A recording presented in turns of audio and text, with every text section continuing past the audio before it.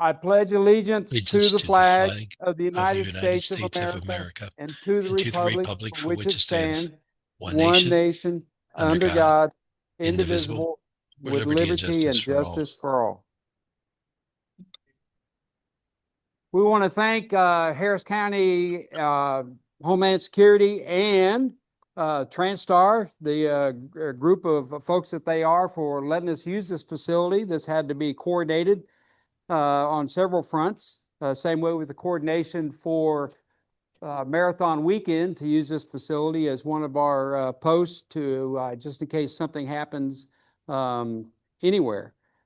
So thanks to them. And so Ben Gillis is going to give us a safety minute. Everybody welcome. The first and most critical thing you need to know, the restroom. Down that hallway, go out the door, down that hallway, they go straight, women's restroom at the far end, men's restroom right at the beginning of the hallway. The most critical part, emergency. Should we ever have a problem in here and we need to evacuate this room, there are two doors. This door and the other side of their wall, there is another door just like it. If you try to get out the door came in, it will not open unless you push one of the metal plates on each side. I do not recommend that as an emergency exit because again, you've got to get to that plate and something could happen to it. I'd suggest these two doors drops you out on a roadway that'll let you get out of the building. Has anybody not been here, been to TranStar before? Okay, this is a unique facility. It's rated for a Category 4 hurricane. This is a place to be if we ever have a hurricane. And the land we're sitting on belongs to TxDOT. But a great facility. We're doing 4 agencies in here: City of Houston, Harris County, State of Texas, and Metro. So again, welcome to TranStar. If you have any questions, let me know. I'm with the TranStar group. Thank you. So let's talk about your packets a little bit. I think we had more people get their packets than was on the list. I don't know how that happened, but they did. And the hats were not included with the packet because it made them bulky and out of shape. We couldn't fill up the box correctly without it humps. So that's why the hats are separated. If you want a hat, you just have to ask whoever's staffing the table, and they'll give you a hat. If you look at your name tag or the name thing that's in your bag, it tells you the first thing that you see is your name, your call sign, and then you see your phone number. And the phone number has a reason for being there. Not that you don't know your phone number, is that if your bag gets lost, somebody can call that and say, hey, your bag is over here. But that's the purpose of that phone number. Also, it has the 2 events that you're scheduled to do this weekend. Mine says the 5K and HM, and then the shirt size, then my assignment, and my tactical call. And down below, it also has data on there when we registered on the Houston Marathon site, not Peter Bellman's site, but the Houston Marathon site. And the badges that you're supposed to get to allow you access wherever your assignment is. I don't know everybody's assignment. So when I prepared these packets, you got the you got the placard that you was assigned in the packet. If you didn't get any placards, then evidently you didn't need one. If you do need one, then we'll have to talk to Lee Gaspard about that. I have a whole bunch of off-course parking placards that were not passed out, and I don't know why. I probably have twice as many left over as I had passed out. So we'll talk about that later on. If anything at all is wrong, your shirt size, I put it in there wrong. We have replacements out in the hallway. Just turn in your wrong size and get your correct size that you signed up for, and we'll take care of that.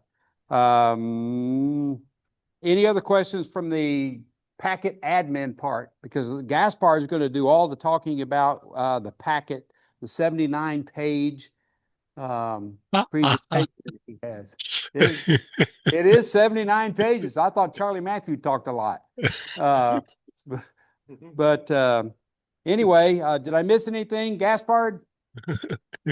No, sir, you didn't. The I'll cover a little bit about the credentials. So anyway, I want to express a special appreciation for Jeff, who uh, who bailed me out in making this thing happen. I am in Germany, and so anyway, this was part of my wife and I's 50th anniversary celebration. We went on two trips, one with my son who lives in the Kingwood area, and one with my daughter who lives in Germany. So we're just outside of Karlsruhe, Germany. And so, in preparation this morning, I missed the family activity to go snow sledding. I have never been snow sledding before, and my wife checked it off her bucket list as being a first time. So anyway, it's been an adventure. I've been training here. The temperature's been between about 18 degrees Fahrenheit to about 35 since we've been here. So anyway, I'm prepared for that scheduled cold front. I'm sure that's going to come through right on the eve of the marathon weekend, as it seems to always do. So anyway, let us get started.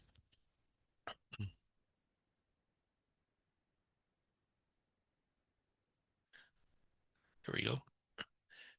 And it may take a minute for it or a few seconds to show up. So here's kind of the agenda. This is very similar to last year's agenda, with a couple of different uh, items this year. We'll talk a little bit about the course maps. I'll give you some overview information. What I will try to do is tell you what has changed, or what is changing, or what has not gone as planned this year, where we can have a good assessment of some of the challenges that may be in front of us collectively. So I'll try to touch base on the race start times. It's a review. It's a change from the long-term historical stuff that we did for the first time last year. Uh, we'll talk a little bit about the 5K race run, the full marathon, half marathons, some course closure. There's some information that I pulled down this morning that did that. Um, there should be an interactive map that may be in the making. Hopefully, Peter Belbin is on this call and can shed some light into that. And we've got some information about the start finish line, and we'll talk about the HAMS assignments.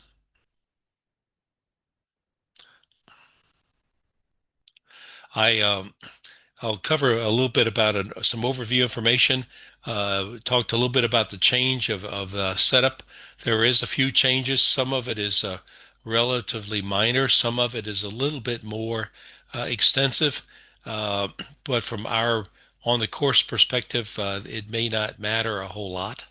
Uh, I've tried to send some information via email.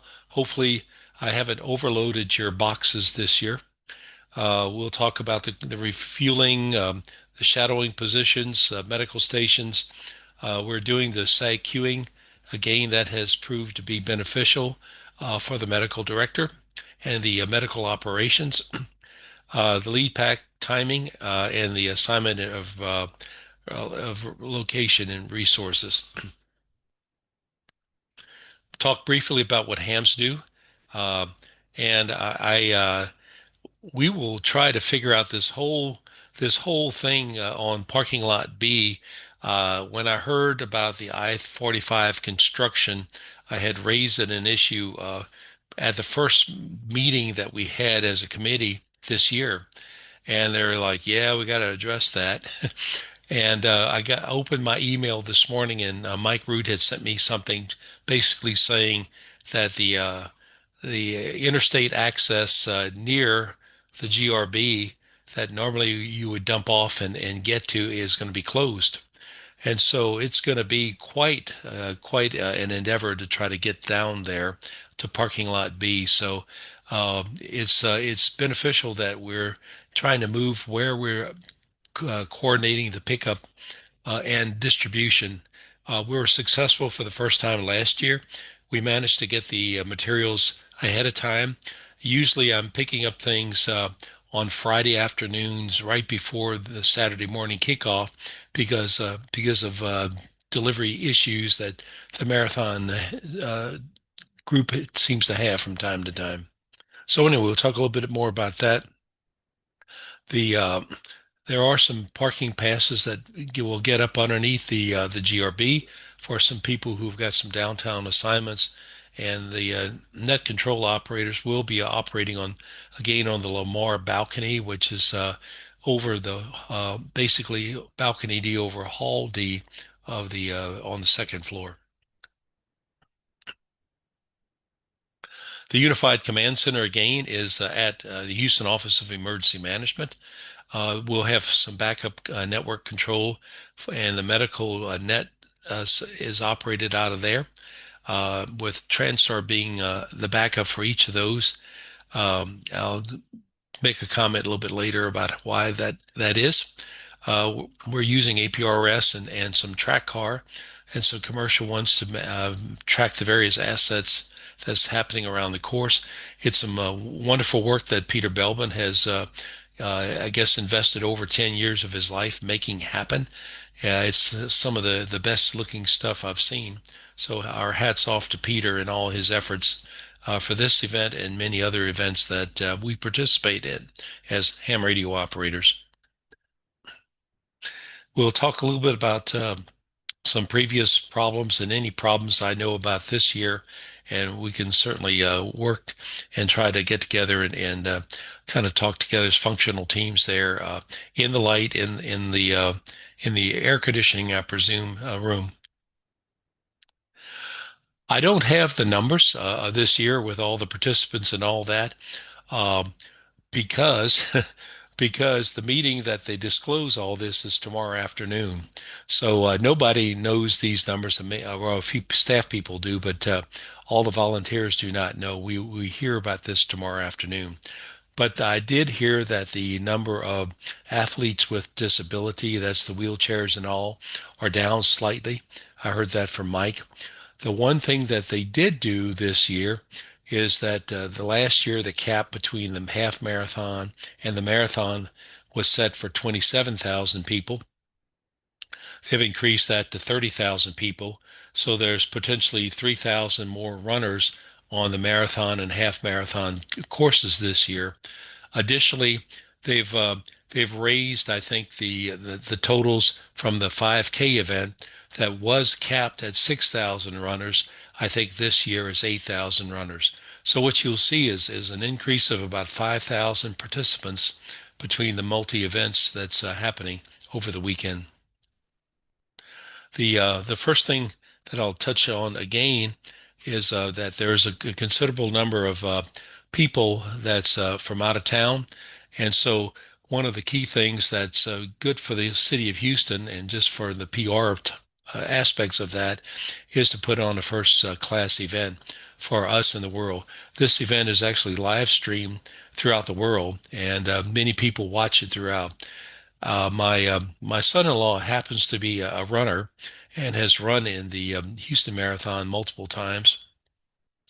And he was taking a look at the field of elite athletes, and he was impressed and said, "Wow, you guys got some really, top-rated runners that's got status around the world." So essentially, the Houston Marathon is basically loosely rated, I would say, as the number 4 marathon in the United States, behind Boston, New York, and Chicago.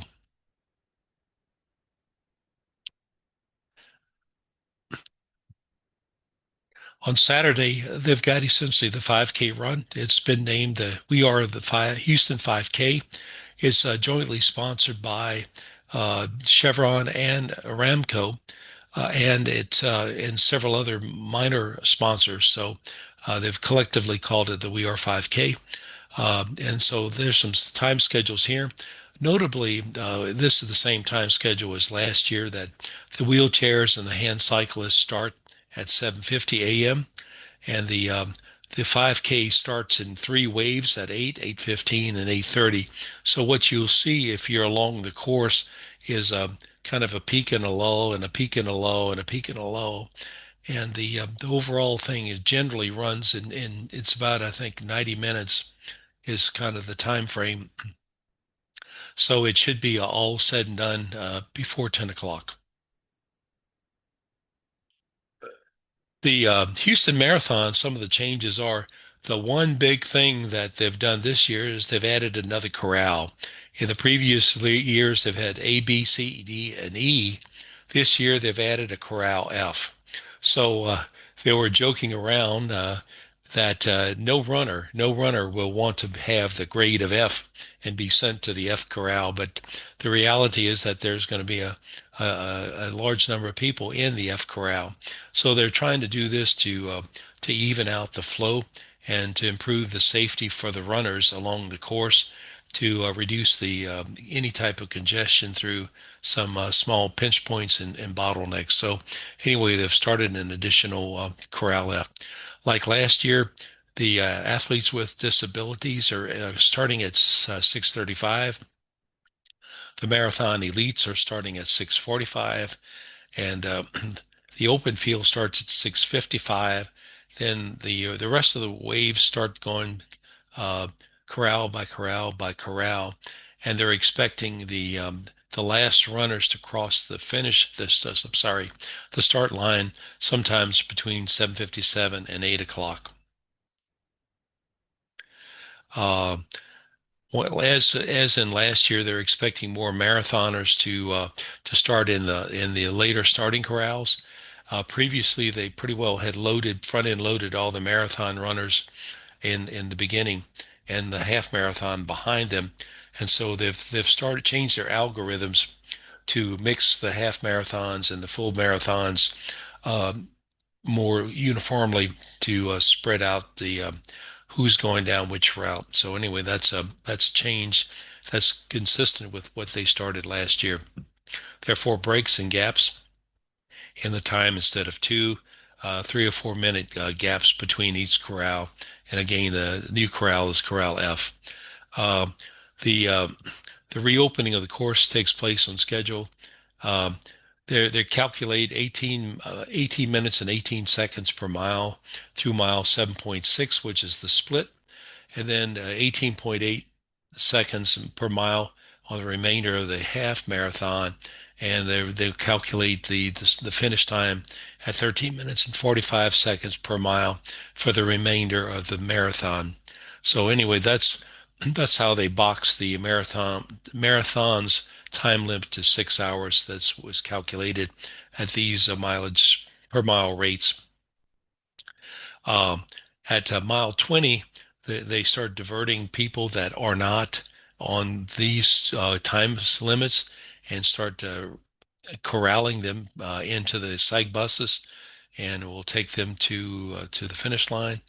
And I know in the past couple of years we've had issues with the balloon people who are the walking, fast walking people carrying the movable end of the line time, and so they've gotten out of sync.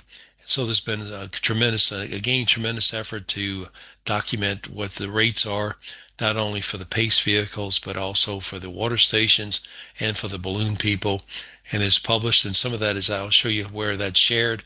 I made sure that was available on the amateur radio uh, documents webpage, and I'll show you where that is before the day is out. This is a snippet of that particular document. It shows you basically street by street or intersection by intersection uh, what the fastest runners are supposed to be, what the slowest runners are supposed to be, and show it. It basically shows when I think when the courses will be closed and when they'll be open. So what you see is that on this first page is that the courses generally close at 5:45 a.m. That's before 6 a.m. So in the past, I've asked you to on marathon day to show up downtown at this ungodly hour of 4 o'clock in the morning.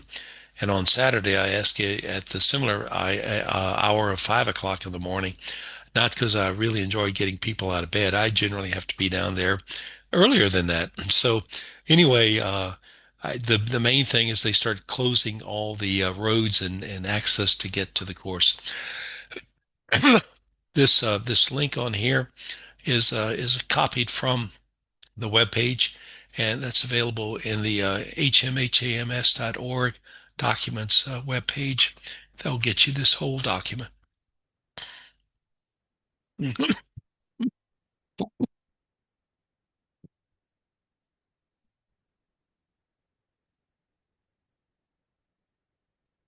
This is a map of the Houston 5K, and there is no change. There hasn't been changed, I think, from 2022. The change that I'm aware of uh, in the Houston marathons full course this year and half marathon course is that in 2025 they removed a couple of lanes on Kirby Street to narrow it down because they had a new start line, and the new start line had to be moved a few feet. And the way they made the few feet up is that they restricted Kirby on the southbound side um, with people running down there where they couldn't short change it, so they added the 30 feet just by going out to the outer lanes, going down and picking it back up when they turn on Bissonnet Street. They've been able to trim the trees and get the start line back to where it had been. So they've removed it and added another uh, uh, lanes going southbound, and they have one lane that's restricted for automobiles to go northbound on along Kirby. So that's a change.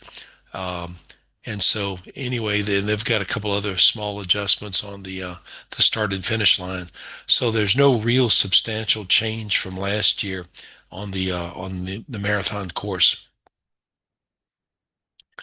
The uh, the half marathon course they've got a new arch that was last year, and so there's uh, there's not any real changes from 2022. In 2022, they changed the route. Instead of some sharp turns, they ran around Meekum Fountain. The reason they did that was to make the course faster, to make the course more attractive to the elite athletes that are trying to set U.S. records. And since they made that change, Houston actually wind up setting a couple of U.S. records um, since then that later got reset at another place. But essentially, I think the field is trying to reset and regain the U.S. record for a half marathon again this year. This is a chart that shows where the sectors begin. One of the things that they did not publish this year was the sector map. The sectors haven't changed, but I left last year's sector map available on the documents webpage. And so this is just kind of a setting of where it ends and begins. But it's useful, particularly if you're looking at it. I know Paul keeps track of where people are by sectors and which sector they're in, and the sectors shadows that are shadowing the sector captains. They'll have a boundary where they start and finish for the water stations and refueling stations. So anyway, this is just I guess bookkeeping, but the is basically how they keep track of everything and where all the assets are. This is that sector map that I refer to. I said I have it labeled as 2026. It's actually 2025's sector map. The refueling stations, they're distributed along the way, and the red dots here show where the refueling stations. Now, one of the things that if you're very new to the Houston Marathon, what you may find out is that they've got typically the quote unquote refueling station many times consists of three actual locations and it may be 3 blocks apart. So generally speaking, the first refueling station that you come to running the marathon or half marathon is typically a Gatorade. Then it's followed by one or two water stations where all they serve is water. And one of the things they have done is essentially try to quote unquote co-locate the refueling stations and the aid stations. And we'll see that in a minute, but they're typically within a block or two. And I am reminded that ham radio operators typically are not marathon runners. So if you were to go between the first refueling station and the sag stop multiple times over the period of 4 to 6 hours, you might do a half marathon.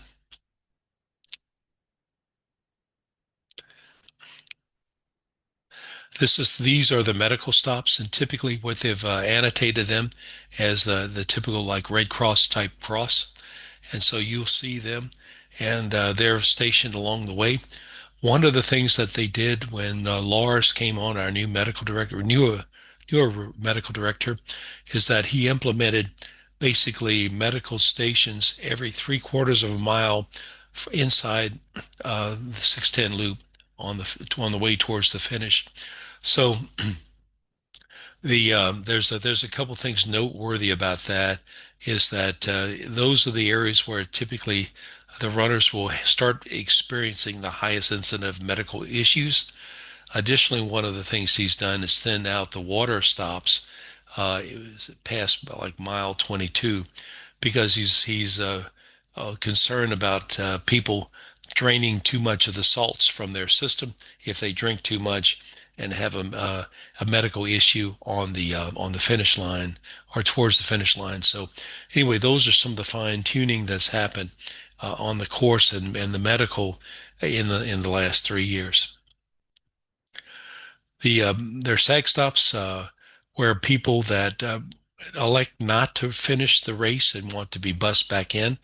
They're generally co-located with the aid stations, and so in the with distant past, people would get picked up at the water stations, and in the recent past, aka in about the last 5 years, you've had to go to an aid station to get a transportation back to the GRB. So the procedure now is that the runners generally have got to stop at an aid station, short of a total medical emergency, and get the bus ride back to the GRB from those locations. Towards the end of the race, they will have some buses that'll be actively picking people up and urging people to get on, and uh, it gets to be a support issue. Uh, Making sure that everybody is safely transported back to the GRB before the support system collapses at 6 hours. This is a 2025 course reopening map. The spreadsheet that I had alluded to earlier shows when the various segments are closing, and they have not published a new one of these. But if you take a look at this, this is not going to be too far off what actually happens. It may vary by a few minutes, but these are probably good time frames if you're just looking for a quick reference. This is good for that purpose. And I didn't relabel this. I should have. This is actually the 2026 start line, where you can see they've got Corral F. Now, and they've got here is the schedule. It's This is from a map. That's the stakeholder map. That's also available. The whole thing that in its entirety is available in the documents for everyone. But uh, this is the schedules and when things are going to happen, when things are closing and opening. And so one of the things you'll see is that the street closures that are listed in blue actually start getting closed on Friday morning, and then the rest of them on Saturdays and Sundays. Those other streets are closed, and so it's going to be quite a bit.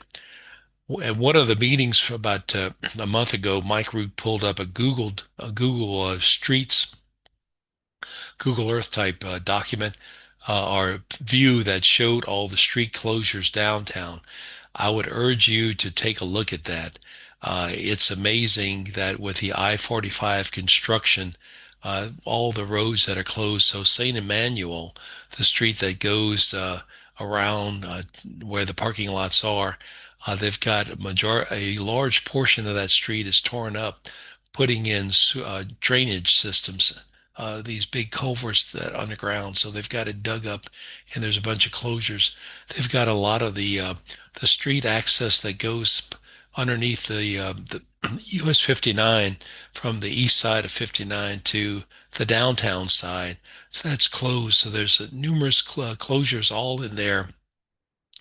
The Mike Root email that I sent out was talking about their closing essentially 59 freeway, the 45 freeway, the 288 freeway, because they're taking out a bridge that's, I guess, Alabama Street Bridge. They're tearing it out this weekend or the weekend for the marathon. So anyway, that was an email that I discovered in my email box about 1 o'clock your time, a little bit later in the morning my time.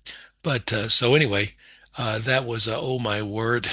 So anyway, getting back to this, the circles on here on all the marathons is a safety procedure for this. They've got breakaways at all the corrals. So should there be an emergency, there's some pins or some tie wraps that you can cut and you can swing the fencing open where people can escape. So if you are down here in this area and there's an emergency of some kind, uh, you may be instructed or you may take it on your own volition to cut some of those ties where people can escape. There's a few emergency situations.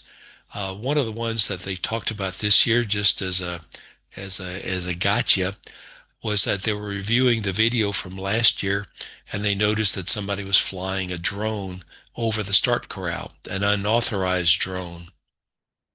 So they've taken multiple approaches to that and measures this year that will remove the capability of someone to operate a drone down there. But one of the scenarios that we did from the Planning and Safety Committee was that they hypothesized that the drone had released some white powder on this area. And so what it became is that basically 15 to 20,000 participants were contaminated. So the scenario played out there was that they would actually bring in a some fire trucks that would spray and have everybody walk through and spray everybody down to decontaminate them and send them back to the GRB where they could dry out without freezing to death or whatever. So anyway, there's some situations and it was pointed out that should some sort of emergency like that come up, that people could escape that should that be necessary. Again, I didn't finish my change my title. I see that. The details have been changed. Um, so anyway, this is the new schedule for the start and finish line um, for this year. The runner's bibs. This is this year's runner's bibs. They're different than last year's. The one thing I failed to mention that I should have mentioned as one of the fundamental changes that happened is that the logo, the Houston Marathon logo has changed. So this tennis shoe with Houston on it, that particular one, that's a brand new logo. So this year, all the signage from last year has been changed and they've got new signage and new everything's with the new logos on it. So even us hams that are trying to scrounge and put presentations together managed to get the new logo for the Houston Marathon. But the it shows that essentially the marathon, the half marathon, the elite people, uh, the numerical elite athletes have got low numbers in the hundreds. The very, very elites have names. VIP runners will say runner's name with a number like that. Local elites will have numbers such as those. Athletes with disability will have a very high number. And they've got the A corral, B corral, C corral, D corral, E corral, and F corral. And they show basically what numeric number they are in those corrals with the letter E. So what do we do? What do ham radio operators do? So one of the things that we do is provide tactical communications for race status, logistics, medical and emergency support, operational information, and we use 2 meters and 70 centimeters of communication, typically voice, FM communication. We do tracking via APRS and commercial means, and we also utilize various IP-based amateur radio communications and operations support. We observe and report. One of the main things that we contribute is the overall safety. And so the safety information, the fact that we have operators in various places along the way that can pick up a radio, push a button, and talk directly to the UCC. At the UCC, the operators who are receiving that particular information are 3 steps, 4 steps, 5 steps away from the police dispatch. So we can turn something in that's a suspicion into police action in a period of less than perhaps 20 seconds if push came really to shove. So that's essential. Emergency needs. If there's some emergencies requests that needs to be passed, confirmation numbers. If there's a runner down, we can start getting medical assistance and so forth. If there's a situation with crowds, if there's a situation brewing that's off the course, that appears to be approaching the course, as like protesters or something, we can certainly make the race officials aware that this is going on. So the amateur radio operators essentially are an integral part of the public safety commitment that the marathon has into ensuring safe operations for everyone. Uh, we provide medical emergency backup. The primary medical communications is done by P25 radios. It's largely done through the Houston Fire Department. They provide all the dispatchers. They provide the tracking. They direct where to bring people to which hospitals should they need it. They actually dispatch the bike medics, and any other medical is actually coordinated by the Houston Medical Director, but it's dispatched by it's logged in the City of Houston's emergency dispatch system, and all that is kept. The SAG vehicles, we've managed to work quite well together with the SAG people. The queues and all that we provide them allows them to change their mode of operation from a routine scheduled pickup to a demand, a needs dispatching. And so the people that's doing the SAG vehicle operation is one of the premier transportation companies here in Houston for conventions, and they've actually do quite well, and we've managed to work together with them. Peter Belbin has done an immense amount of coordination and with these guys and just smoothing out a lot of that operation. So hats off to Peter. Um, if there's some information that we need, we talked a little bit about the status. If they need to know, well, how many people are at this particular thing, we can dispatch somebody to go take a look and do an approximate count, or go take a look at the situation if they don't have another way of doing that. Um, Logistics and coordination. I know one of the things that Mike Root has been doing for years before he got his amateur radio license is that I used to we programmed a Bofang up, and he carried around and listened to everybody.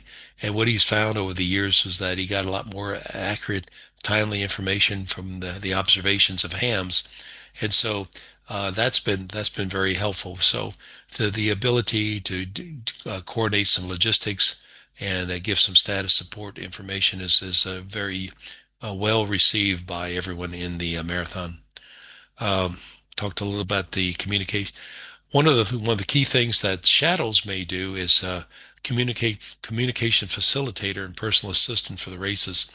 What you'll find is that and the people that shadow the race officials can tell you that they may get focused on chasing and resolving issues, and people will be trying to get him.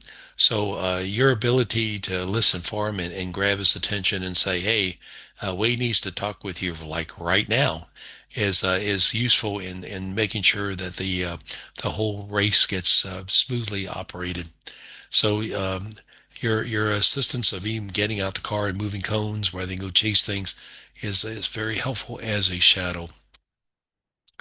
And we ask people to supply your own radios. Uh, and this is one of the valuable assets that we do bring is radios and the communicating skills that come along with being an amateur radio operator. One of the things that you need to be aware of, which may be similar to some other events that we do, but particularly for this one, is you're going to be operating in a noisy environment. One of the things that I don't talk much about, but I should mention, is that they have hoopla. In fact, I haven't looked at the map this year, but last year they had 140 hoopla stations along the course. So hoopla is somebody that's going to make noise, be a band, be a disc jockey, be a dance group, be cheerleaders, whatever. The sole purpose is to make lots of noise to encourage people to continue running at their peak. So what you will probably need is your handheld, a earpiece, a headphone, and if you have some that's got noise canceling capabilities, that's also useful. So anyway, these are some of the fundamental things that will enable you to be optimum in operating in the various noisy environments. And the noise changes from place to place, depending where you are along the course. The course assignments typically are the refueling stations and the medical stations are along the way. And the critical things is reporting the lead wheelers, elite male runners and female runners. If there's any safety concerns, that's there, like there's an open grate in the road and there's a 6 foot hole that people can fall in. That's uh, that's something that should be reported. The UCC should pick it up. The actual Houston Public Works is at the UCC, and that'll get handed off and dispatched for the public safety guys to go fix, or public uh, uh, guys to go fix holes and potholes and things like that, even during the race. So anyway, net control. We've got some of the folks that have been doing it for years, and a few new people that's participating in here. So we're trying our best to spread the knowledge on how to do this. Uh, so anyway, I appreciate all the net control people, and we will do our best in managing all the things that come up in that. So anyway, typically these are some high profile people. When people interact with them, they're wanting to have pretty straight answers. And if they'll come and talk to you or look at you to get some information, typically it's critical that they need it about 10 minutes earlier. The race official assignments, shadows, I mentioned that a little bit, but the main thing is to act as a personal assistance, take notes. They oftentimes they'll write a report at the end of the way. So if you can jot some notes, they may ask you to jot some notes. They may ask you to do things like move cones. I know my favorite Jim Burrow one time. He was back when the West Park turnaround was near where the um, I guess West Park and South Rice is. Uh, and the guy looked at him and said, "Do you know how to set up a turnaround?" And he said, "Well, yeah, I've watched them do it." He said, "Good, set it up. I'll come back." And so Jim and his assistant assignment, personal assistant, was actually setting up a part of the turnaround, and he nearly got it right from memory. He had never had any drawings. He didn't have any specifications. They had to do just some minor adjustments. So he's my example of some of the strange things that you might be asked to do. Um, the preparations for opening up to through Sector 2 is usually a rush. Later on, they've got the luxury of a little bit more time, but essentially with a 6:30, essentially a 6:30 start, A lot of these guys, they're setting up the various stops and all that about 4 o'clock in the morning. I think I saw one email where one of the people along Sector 2 was talking about, let's meet at 3:30 and at this particular parking lot. And so, anyway, those types of folks are going to be out there pretty early. They have delivery trucks. I know Scott Reeves generally meets the guy that's one of the guys that ensures that stations are set up correctly. They meet at the warehouse. I want to say at 2 or 3 o'clock in the morning. So, anyway, there's some early birds that'll be on the course. There'll be the biggest role of HAMA is keep us informed of the sector, where there's open, close, acknowledgments, roll call. So you'll hear that the net control will be asking, people to acknowledge that they're on the station. So please do that. One of the new things I'll mention here that we're trying this year for the first one, I've got Chris. Um, is going to be a net control operator that's going to have a foot in each net. And so one of the issues that we've had in the past is that because we don't have 100 operators, we're in the 70s, there's some stations that are not, don't have people on that. So you may get a call from Chris if you're on the medical net and asking you to, would you mind going over and make some sort of observation or pass a message to the refueling station captain or something like that. So he may call you. You'll hear him ask permission from the net control to make a call. Similarly, if you're on the course net, Chris may call you and ask you to change your frequency to the medical net to report some SAG statistics or medical tent statistics to the medical folks, where they can have an update and understanding what's going on the course. This is particularly this will be particularly important if the temperatures are extremely cold or extremely hot. Typically, runners will start getting into serious running trouble with heat if the temperature gets above 84 to 85 degrees. They'll be start having a lot of heat exhaustion issues.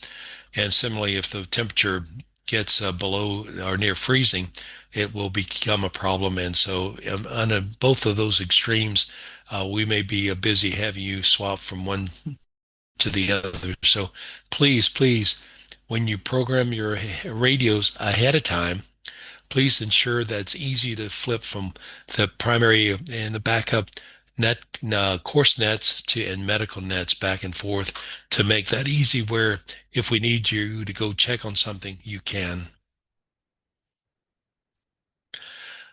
The one of the ones that probably has um a diminished role this year is riding with the pace vehicles.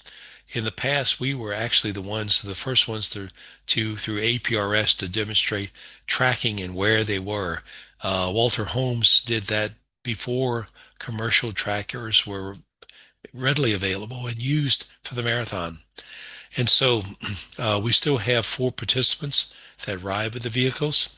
And one of the things that we've discovered is that with all the participants from time to time, the UCC or other people may want to call the vehicle and they can't get through, or there's so much noise that the vehicle driver can't hear. So the amateur radio operators that are basically riding in there provide a couple backups. One of them is the ability to communicate with the UCC and the GRB. The other one is that they generally have either APRS or they're using the Track Car app on their phones and providing a second backup. We have had issues with commercial trackers, and so the lead vehicles and is absolutely utmost.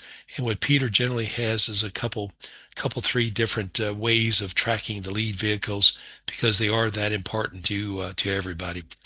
The one thing I will say in my observation is that the source of 12 volts is almost non-existent in the new vehicles. The vehicles they use, best I can tell, are aluminum, so mag mounts don't work. So you'll need an antenna that can be attached on the outside by some fashion and held into place by some fashion. A 5-watt handheld can generally work. If you use and rely only on your handheld, I would suggest making sure that you carry multiple batteries as a backup. Um, and so, anyway, this is an evolving one that we have. And so I think there still is an appreciation for the backup capabilities. We're just not the primary reporters that we were 10 years ago. The medical support, generally, what's important from about mile 8, essentially the split, half marathon, full marathon split, uh, right down Bissonnette around Mandel. It gets to be important to keep track. There is a little medical form that's we had updated in 2025. I've relabeled it for 2026 and it's out there. But it's one of the hams. I forgot whom now made the suggestion and put this out there, and it's been useful to jot some notes down. And it shows like essentially every half hour or roughly half hour intervals to be able to call in and report. What I've asked for, if there's a change of plus or minus 2 people to call it in. Uh, and so, if you had one and it's still one, you may not want to call it in. If it's been, 90 minutes or something, call it in, just to make sure. But anyway, if you've had a change where you'd had 0, now you got 4 people, call it in. And don't wait till the half hour, call it in if there's a change essentially of more than 2 people. And basically, it's how many people are waiting for the SAG pickup, how many people are waiting to get into the medical tent, how many people are being treated in the medical tent, and also what we'd like to be reported is the status of the medical setup, whether they're not ready, where the tent's not in place, they're still pulling stuff out of their vehicles, haven't got any bed set up or anything. If they're ready, if they're open, ready and open, or if they're closed. So those 4 statuses are important to keep track for the people that's monitoring the medical situation along the way to know. So those observation, it is peripheral information, but it's important in the management of the medical services that's going on. Uh, I mentioned a little bit about the medical and the SAG stops are generally aligned. Generally, they're at the same uh, intersection if it's practical. Where you'll see a SAG stop is the buses and the vans. They've got large passenger vans like you would have at the shuttle vans that are at the airports that bringing you to the terminal. They actually go to SAG bus transfer points where they unload people from the 15 passenger vans into a 55 passenger bus to haul them to downtown. So they've got this on a time circulation basis. But the So that's why it's important if there's a large buildup of SAG stop people waiting to call it in where the people that's managing the buses and vans can either assign more from one area to another, as also as the course closes, they'll reassign some of these vans to some of the later points. So it'll help them manage when to send people to a different portion of the course. The ham assignments. Let me see if I can do this. On the Houston websites, the HMHAMS, on the drop-down menu, there's a page that will get you to the ham assignments. If you go to this URL here in blue, that with the slash assignments, that will drop you to the assignments page. And there's 2 pieces of information that's useful here is the interactive map. I think I have this right. I wasn't able to totally touch base with Peter, but if it's wrong, I am sure he'll correct me, and we'll make sure we get some documentation about that. But this link will get you to the tracking map. The magic code of 5656 will enable it, and I think Peter will cover that a little bit later. And a little bit later on the bottom, there's a something that looks like similar to this. This was last year's. If you click that, it will open up a Google document that you can download. And so what it has is everyone's assignment. And I've hopefully I've got everybody in the right spot. I've made a couple mistakes along the way. I've tried to correct them. I think they're corrected. So anyway, but this will give you insight to who's where. And so if you've got some coordination, if you want to know who's up or down the course from you, this gives you that particular information. Um, Again, uh, Peter's map will pull up, and I think if you download the TrackCar app, it can actually show you where you are on the map, and it may assist you in getting to your locations because the various water stops and all are visible to you. We've got nets. I think there's 8 to 10 nets, maybe fewer now, but the the main one is for the Corsair is the 14700. There is a backup, uh, and I thought I had changed. I got to look it up, but uh, we have a backup. This particular document may or may not be totally accurate. We talked a little bit about that already. Um, This is what's available on the documents net for HMHMS. And the number 8 item I added this morning when I got that information from Mike over the last day or so is the marathon uh, course timetables. And that shows stop by stop for the fastest runner, the slowest runner. So if you're trying to figure out when is this rest stop or sag stop supposed to close, that information is in the course timetable.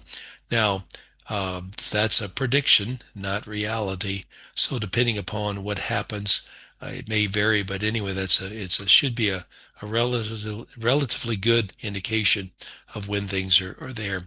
But the various ones, the operating manual, I made a minor update through that, tried to update a few things. The most noteworthy thing that I did in that was the person you need to contact. Should there be a media inquiry or something, the person who handles that's changed from last year.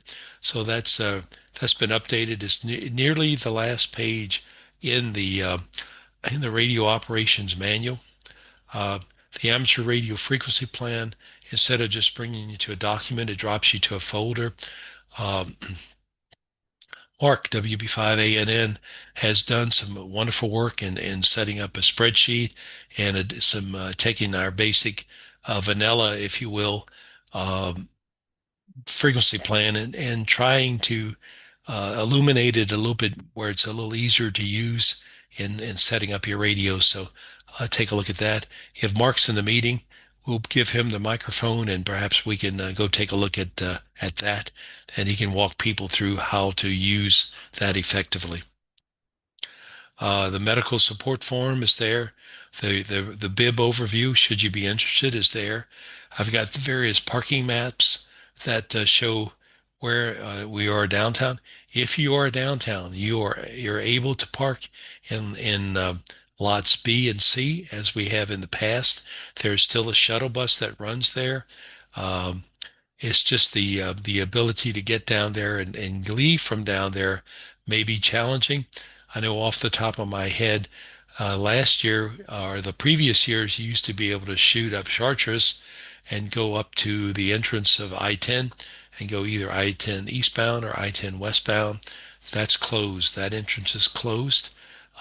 Some of the access directly accessed southbound is closed because of the sewage construction.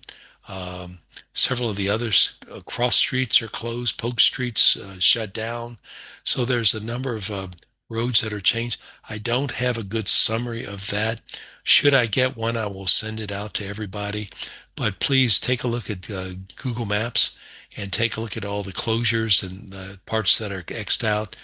And Part of the thing that I forwarded this morning showed that the exits from the 45 inbound from the south are closed to 59, and I guess another direction, the fifth, essentially 59 is closed from essentially the halfway point of the GRB all the way through 288, both directions, so you can't get to downtown from 59 and get off at the P Street and some of those street exits. So I haven't figured out how to get there. And so that's one of the challenges that we'll have to figure out how to do. But anyway, the parking lot maps are still there, and some of those maps are there. Um, yeah, the backup for the course is the 146.84 repeater. I've updated on this one. I changed a few, but I didn't change the dates. I apologize. Traveling and trying to keep things together, I haven't done the best job of that this year. Anyway, Rick, you may know this. I know Lance was talking about changing this. I'd ask him to disable this strange split. He, I don't know where it is, but I think Lance had tried to make it where the input and the output tone is the same. Typically, if you are not in a real high noise location or downtown, don't try to set a this particular tone to on the outbound side. Just set it as an inbound 1035 for this. And Rick can explain a little bit more in detail locally there than I can over a virtual connection. Here's a here's a view of the new manual or the updated manual this year, updated right before the end of the year. Please read your particular section. I've got a table of contents. Read the general stuff and read the part that may be germane to your situation. You're welcome to read the whole thing. Uh, as Jeff says, I may challenge the one with the most verbose uh, presentation, but anyway, I've tried to provide some useful information in this document. Um, normally, I change parking lot B to TranStar. I don't know. We'll work out, we'll see how many packets we have and all that, and we'll try to get some packets squared away. But I don't want to send anybody downtown that necessarily doesn't have to go downtown. So what we'll try to do is if there's any packet distribution, my wife and Mei Wu are planning to be at TranStar at some time and pass out any residual packets. Uh, it's outside some of the areas, whether it's 5 o'clock, 4 o'clock. Bear in mind that you do have to get down to your location before they close the roads, so we may have a little bit more flexibility. The problem with the parking lot B was that if you weren't out of there by 5 or 5:15, because of all the influx of other people and volunteers and runners, you'd essentially be gridlocked into downtown, and it may take you an hour to 45 minutes to an hour to get to your assignment, just trying to get out of downtown. With all the construction, it may be a real zoo getting out. So we're trying to remove any references. So all the references that say downtown, uh, ignore those unless you plan to go downtown to shadow somebody, to operate downtown, and park in B and take the bus over. That's still valid. But if you're planning to pick up anything, we're not distributing anything from the parking lots downtown. Again, this is the free volunteer. I don't know what the mechanism is. In the past, we've gotten an email and they tell you to print it out, stick it on your dash, have it on your phone. Um, in the past, they wanted more recently they got some QR code that shows up on your phone, and that may be what you need. So either bring your phone. I'm always hesitant to try to hand my phone, my $1,000, $1,200 phone, to the parking lot attendants who's standing in the rain with slippery fingers, and drop my brand new Apple phone or a Samsung 25 or 26 model phone onto the pavement. So that's why if you can print it out, a piece of paper that gets dropped is no big deal, but your phone may be. Um, some of you will, in your packet, should have received GRB parking lot passes. I'll cover that in just a second. But essentially, there's a parking lot that you get to off of Chartres Street, and it's towards the north side of the GRB. Uh, I don't remember off the top of my head the exact location, but I will say that again, they've got a lot of the streets that go from the street by the parking lot into there blocked because of construction. Uh, the placards, the off-course access, they gave us 95, and so all the people who have course assignments, basically, I tried to indicate for Jeff to put a placard in your bag. So if you're going anywhere along the course, in the past, what I've had was 20. So I was judicious in handing them out to people who had the most arduous places to park, are most likely to get towed off. So this year, I've given it carte blanche to everybody that's somewheres along the course. So if you haven't gotten one, get one from Jeff. They're they can be worth your wait and go. Particularly, they allow the police officers and everybody else to know that you belong there at the meeting. Um, Lee, I have a comment. yes, sir. So I probably only gave out about 1/3 of our allotment.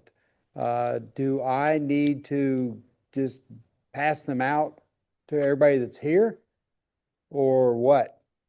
I mean, you're welcome to do that. I mean, we have the Okay.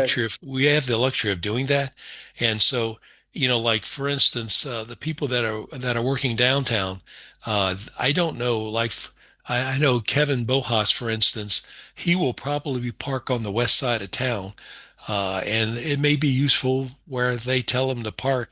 It may be useful to have that placard. Last year he didn't have it, so there are people like that are working the approach, people that maybe say near the I-45 underpass. All those people, it may be useful for them. So the fact that we have plenty, it's worthwhile passing out generously. Okay, so everyone in the room, if you did not get one in your packet and you want one, stop by out there with May, and she'll record the packet number that we give you, and then that'll be the end of that. Thank you. Okay, Jeff, thank you. Um, Again, you should get some information that tells you when and where to access parking lot B. It's typically a CAN message that comes from the system. Uh, this is the QR code. It's like if you get something, print out your confirmation. Uh, Rick and I will check you in manually. Uh, what they're having people do is the captain, so to speak, has got an app on their phone that's supposed to scan your QR code and it registers you. So they're doing this as part of the safety procedures. So should there be an emergency when they have to account for personnel, they've essentially got this through your sign up. They know where people were assigned generally, and so it's their part of their personnel accountability plan. If you've ever worked in a refinery or a dock or a chemical plant, it's part of the essentially safety procedures where they need to know where people are, accountability. So this is their accountability plan by having people check in. So it's not this antsy-pantsy, nerdy thing that they're trying to do. Is actually for everyone's safety. So anyway, please help us with that. And when you check in via your radio, obviously we're not there, if you pick up your packet information, I don't expect you to pass by TranStar or anything.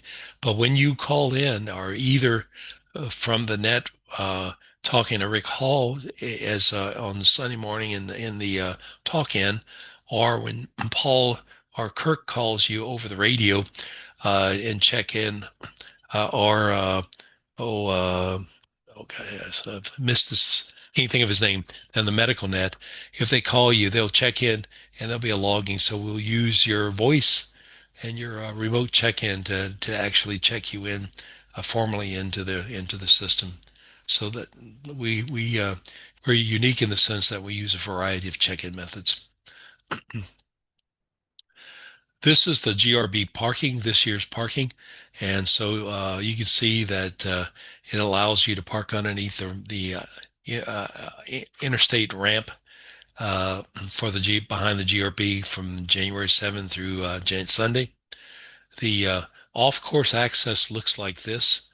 And so if you're at a tough spot, or if you're like multiple locations, Will Leonard, for instance, is going to multiple locations. And so this will allow him to get past the police officers that may, uh, you know, want to keep the general public from crowding up into Allen Parkway. I didn't update the GRB. It hasn't changed in a number of years, but essentially they show where the gear check is, the access to Hall A and B. The actual diagrams for this is out there on the mapping from the Hams site. The Hams are on the second floor of the GRB. That hasn't changed in a number of years. Thank goodness. It's a pretty good spot. The other thing, if you're downtown, you're welcome to come by the Lamar balcony, second floor after your assignment. If you want to get warm or cooled, we generally have some snacks or some food up there, so you're welcome to drop in and help us with that. This is the kind of an old picture. This is from 2019. It will look similar to this with some of the same faces they're up there. We have a table. We have access to the balcony.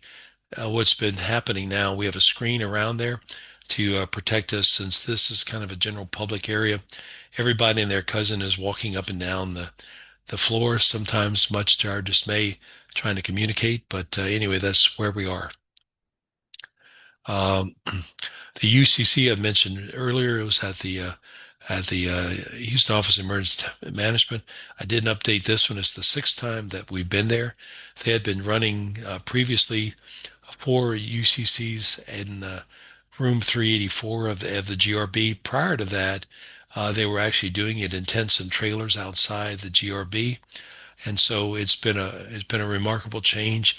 There's over 100 staff people that's at the 100 people at the UCC from all the agencies and cities and municipalities that the marathon runs through. We've got the federal letter agencies that are also participating. That's dealing with very terroristic threats, or other various threats and services that we have. So it's a it's actually an honor to be invited to the table to help participate in making sure that the safety and security of folks, that's the 250,000 people that are up along the streets, and the 30 for the 7,000 volunteers and the 30,000 somewhat people that's running and participants are all safe.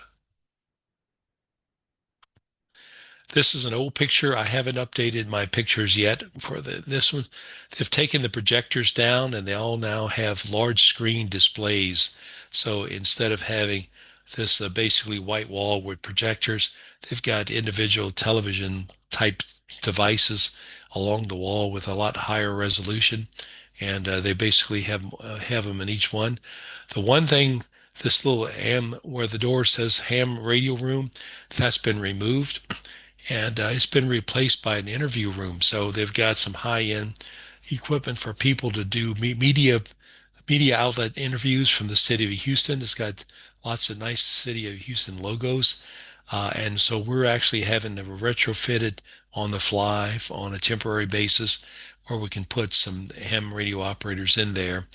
Right outside that door where you see is where the police dispatch are. So the police dispatch is is basically 3 or 4 steps outside the door, and we're down at the far end of the room where I'll be doing some support for Mark Jacobs and the people that are supporting some of the logistics operations for the marathon, and Peter and uh, his help will be near the first one from the back door that's doing the medical interfacing and the SAG interfacing. This is what it used to look like. It's now just a fancy computer terminal. We'll make it look similar to that. So anyway, it's the 6th year. We've improved the physical layouts, the operational. We have some constraints. I will say they've relaxed the constraints, and while we can't plug any computer networks into their city network, the Wi-Fi basically gives pretty good access, and you can VPN out and run probably any protocol you want. So that's been an improvement. Uh, the ham radio room was converted to an interview room. Mentioned that. The Wi-Fi seems to be quite robust. We don't seem to be an issue there making our stuff work. So anyway, the big thing is where we are. There, we're in the dead zone. Essentially, all the entire dispatch operations, the 911 operations, are to the south of the room that we're in. They're providing essentially an RF shield between us and every repeater that we're using for the marathon. So anyway, it's challenging. So to use it as a handheld, so we actually use basically a voice over IP to interface a couple transceivers, share an antenna with a diplexer, and running uh, voice from a basically a laptop console.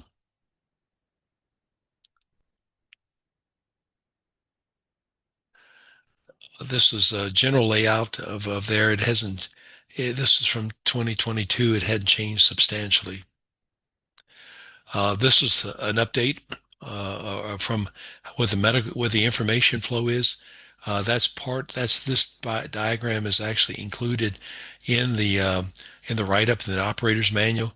It basically shows how information flows from the field through the various control points.